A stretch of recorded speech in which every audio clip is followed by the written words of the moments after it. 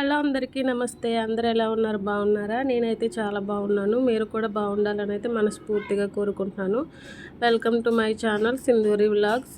నా ఛానల్ని సబ్స్క్రైబ్ చేసుకొని వీడియో నచ్చితే ఒక లైక్ ఇవ్వండి ప్లీజ్. ఓకేనా? ఇప్పుడైతే నేను డైలీ రొటీన్ చూపిస్తున్నాను అనమాట. Evening 4 to 7. ఓకేనా?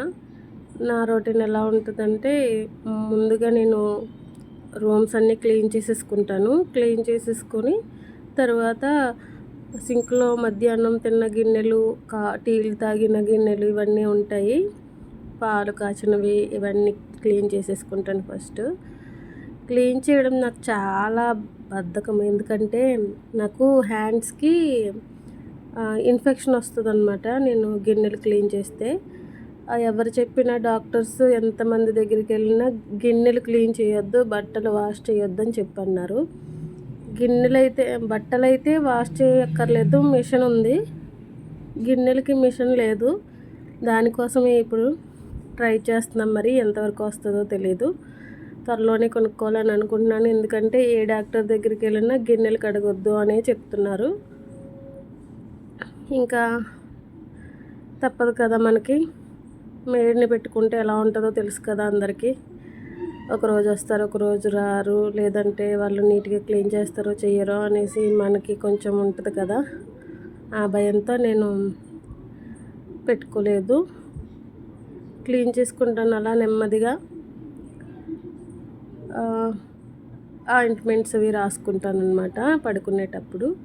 ఓకేనా? ఇప్పుడైతే గిన్నెలు క్లీన్ చేసేసాను. కిచెన్ ఏమో వేపకాయ అంత ఉంటే నా స్టవ్ తాటికాయ అంత ఉంటుంది. దానిలో సగం నా స్టవ్వే సరిపోతుంది అనమాట.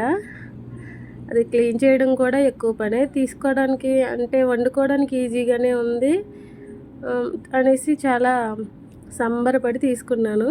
కాకపోతే క్లీన్ చేయకపోతే మాత్రం చాలా దట్టిగా కనిపిస్తుంటుంది. అస్తమాను క్లీన్ చేస్తూ ఉంటాను.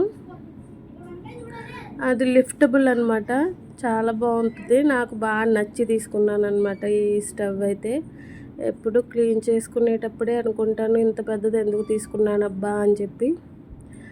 సరేలేండి, ఇష్టమైనది కష్టమైన భరించాలి, తప్పదు. క్లీన్ చేసేసుకొని, అది ఏంటంటే ప్రతిరోజు క్లీన్ చేయను. అలా అంటే తడపకూడదంట, తడపొద్దు అని చెప్పన్నారు. క్లాత్తోనే క్లీన్ చేయాలి అని చెప్పని అన్నారు. అందుకని క్లాత్తోనే క్లీన్ చేసేస్తాను. ఈవినింగ్ వంట అయిపోయాక వంట చేసేసాను.